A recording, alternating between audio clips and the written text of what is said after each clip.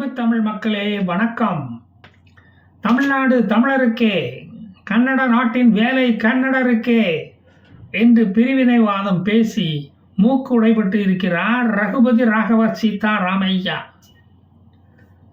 இதே வரிசையில் இந்து நாடு இந்துக்களுக்கே என்று கோஷம் எழுப்பலாமா?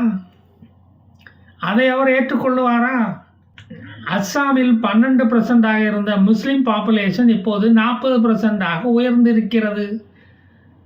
அங்கு இஸ்லாமியர்களுக்கு எதிராக கோஷம் கிளம்பியுள்ளது. தற்போது இந்தியாவில் இஸ்லாமியர்களுக்கு முன்னுரிமை என்று அதனால் தான் மன்மோகன் சிங் சொன்னாரோ, அந்த தீர்க்கதரிசியை பாராட்டாமல் திட்டலாமா ஐயா? கன்னடர்களின் ஓட்டை வெல்லலாம், மனதை கவரலாம், அவர்கள் உள்ளத்தை கொள்ளையடிக்கலாம் என்று கன்னடருக்கு வேலைவாய்ப்பில் முன்னுரிமை என்று சொன்னது எவ்வளவு பெரிய இடைஞ்சலா போச்சு. இப்போ அவர்களுக்கு வேலை வாய்ப்பில் முன்னுரிமை என்றால் நாம் இந்தியன் என்று சொல்வதில் என்ன அர்த்தம்? அர்த்தமே இல்லையே. பேரு மட்டும் இந்தியன் கூட்டணி, வேலை பார்ப்பது எல்லாம் பாகிஸ்தான் கூட்டணிக்கா? தனியார் கம்பெனிகள் கன்னடருக்கே வேலை வாய்ப்பை கொடுக்க வேண்டும், இந்தியர்களுக்கு கொடுக்கக்கூடாது என்று சொன்னால் இதில் தேசிய ஒருமைப்பாடு எங்கு இருக்கிறது உங்கள் கட்சியில்? அடைந்தால் திராவிட நாடு, இல்லையேல் சுடுகாடு என்று சொன்னவனுக்கும் உனக்கும் என்ன வித்தியாசம் இருக்கிறது? நீ எல்லாம் ஒரு தேசிய சிந்தனை உடைய கட்சியா? தமிழ்நாட்டுக்கு ஒரு சொட்டு தண்ணீர் தரமாட்டேன் என்று சொன்ன கன்னடன் வெளிமாநில வேலை ஆட்களை எங்கள் மாநிலத்துக்குள் வர விடமாட்டோம், அனுமதிக்க மாட்டேன்னு சொல்றான். அதுக்கு இதான அர்த்தம்? வெளிமாநில தொழிலாளர்கள் இங்கு வேலை பார்க்க கூடாது என்று சொன்னதுதான் தாமதம். ஆந்திராவும் கேரளாவும் வச்சாம்பார் ஒரு ஆப்பு கர்நாடகாவுக்கு. நிறைவேற்றிய மசோதாவை சுருட்டி கக்கத்துக்கு இடையில இடுக்கி சொருவிக்கிட்டு ஓடிட்டார் இந்த சீதாராமையா.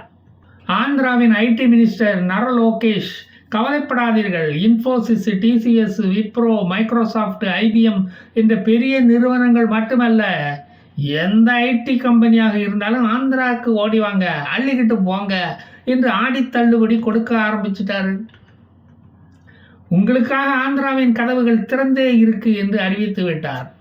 உங்களுக்கு வேண்டிய வசதிகளை நாங்கள் செய்து தர தயாராக இருக்கிறோம். இந்த ஆந்திரா அரசாங்கம் அதற்காக காத்து கொண்டிருக்கிறது. உங்களுக்கு வேண்டிய இன்ஃப்ராஸ்ட்ரக்சரை நாங்கள் கட்டித்தருகிறோம், நீங்க ஏன் கவலைப்படுறீங்க அப்படின்னு சொல்ல ஆரம்பிச்சுட்டாங்க. நீங்க எந்த மாநில டேலண்டையும் வேலைக்கு அமர்த்தி கொள்ளலாம் என்று சொன்னதுதான் தாமதம். கர்நாடகா மந்திரிகள் அலற ஆரம்பித்து விட்டனர். எல்லாரும் 6ஆம் நம்பர் கார்க்கை தேடி ஓட ஆரம்பிச்சிட்டாங்க. கேரளாவின் தொழில்துறை மந்திரி பி ராஜீவும், கேரளா உங்களின் வருகைக்காக காத்து கொண்டிருக்கிறது. இறைவனின் தேசத்தில் உங்கள் கம்பெனிக்கு எதிராக செங்கொடி பிடித்து நாங்கள் போராட மாட்டோம், உண்டியல் குலுக்கி வசூல் வேட்டை நடத்த மாட்டோம் என்று உறுதியளிக்கிறோம் என்று உருட்ட ஆரம்பித்து விட்டார்கள். ஏனென்றால் எங்கள் கட்சியும் உங்களை மாதிரி ஒரு கார்ப்பரேட் கம்பெனி தானே. அதனால தைரியமா தாராளமா கேரளாவில் உங்கள் கம்பெனியை தொடங்கலாம் என்று கம்பம்புல்லு போட்டு ஐடி நிறுவனங்களை அழைக்கிறார் இந்த துண்டேந்திகள்.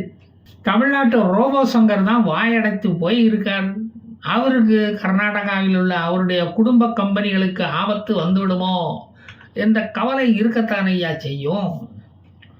2 வீலர் 4 வீலர் கம்பெனிகளை மூடிக்கிட்டு போயான்னு ராமையா சொல்ல மாட்டாருன்னு என்ன நிச்சயம்?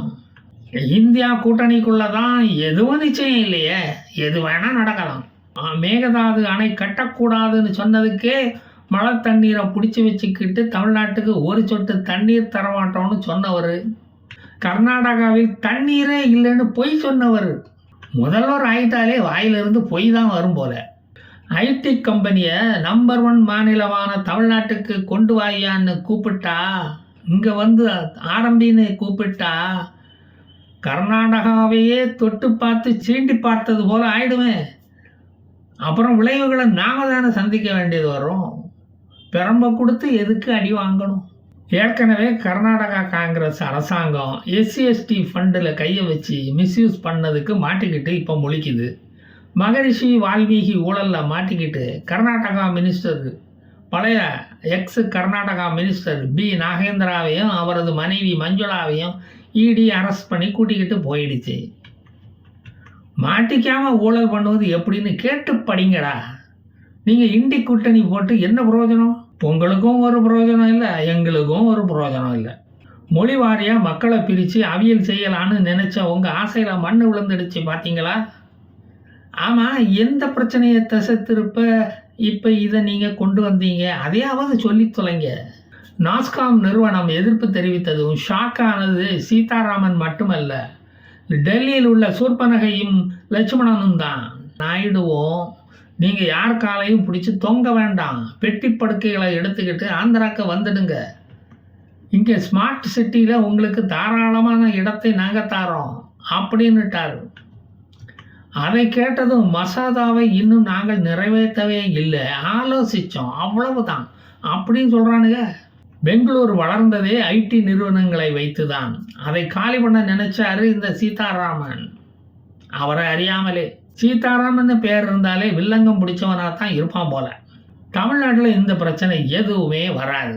இங்கே தான் மெத்தாம்பீட்டமின்ல மயங்கி கிடக்கானே அப்படின்னு கள்ளச்சாராயம் கலப்படச்சாராயம் குடிச்சிக்கிட்டு எழுந்திரிச்சு நடக்க முடியாமல் தமிழகம் இருக்கானே. அவனுக்கு நடக்க முடிஞ்சால் தானே வேலைக்கு போகணும், வேலைக்கு போக முடியும். வேலை பார்க்குறதுக்கு தான் வடக்கன்ஸுகள் வந்து குவிஞ்சு கிடக்கிறானே.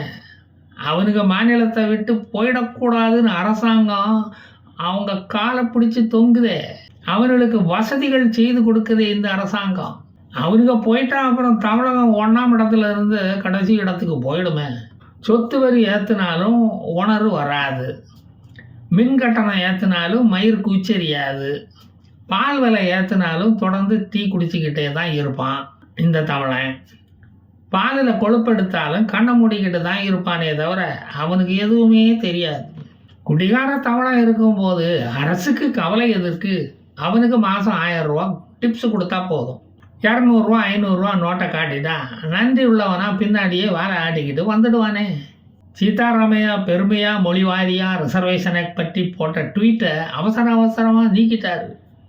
கார்கேயின் மகன் பிரியங்க் கார்கே, யாரும் கர்நாடகாவை விட்டு போயிடாதீங்க, உங்களை கேட்காம நாங்கள் எந்த பில்லையும் பாஸ் பண்ண மாட்டோம் அப்படிங்கிறாரு. இப்போ நிறைய ஐடி கம்பெனிகள் சோனியாஜி ராகுல்ஜிக்கு சொந்தமான கட்டடங்களில் தான் இயங்குகின்றன. அவங்க காலி பண்ணிக்கிட்டு போயிட்டா அந்த வாடகைக்கு ஆள் கிடைப்பானா? அந்த கூடுதல் வாடகைக்கு ஆள் கிடைப்பானா? வாடகை தான் தர ரேட்டுக்கு போயிடுமே. அப்புறம் கவலை வரத்தானையா செய்யும்.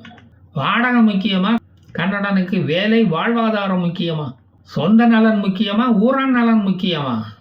காங்கிரஸ் கால் வச்ச மாநிலம் உருப்பட்டதா சரித்திரமே இல்லை. பிஜேபி ஆளும்போது காவிரி நீர் பெறுவதில் எந்த பிரச்சனையும் தமிழ்நாட்டுக்கு இருந்ததில்லை. டெல்டா விவசாயிகள் அதனால தான் வாயில் எலிய கவ்வவே இல்லை, அந்த வாய்ப்பை அவங்களுக்கு கொடுக்கவே இல்லை. பப்பு கட்சி காலை வச்சதும் தான் காவிரி பிரச்சனை தலை தூக்கியது. இதுதான் இந்தி கூட்டணி கட்சிகளின் சாதனை. என்னதான் நடக்கும், நடக்கட்டுமே, இருட்டினில் நீதி மறையட்டுமே, தன்னால வெளிவரும் தயங்காதே, ஒரு தலைவன் இருக்கிறான் மயங்காதே. நான் மீண்டும் வருவேன். ஜெய்ஹிந்த். உலகத்தில் திருடர்கள் சரி பாதி, ஊமைகள் குருடர்கள் அதில் பாதி. உலகத்தில் திருடர்கள் சரி பாதி, ஊமைகள் குருடர்கள் அதில் பாதி. கலகத்தில் பிறப்பது தான் நீதி, மனம் கலங்காதே, மதிமயங்காதே, கலங்காதே, மதிமயங்காதே. என்னதான் நடக்கும் நடக்கட்டுமே, இருட்டினில் நீதி மறையட்டுமே, தன்னாலே வெளிவரும் தயங்காதே, தலைவன் இருக்கிறான் மயங்காதே, ஒரு தலைவன் இருக்கிறான் மயங்காதே.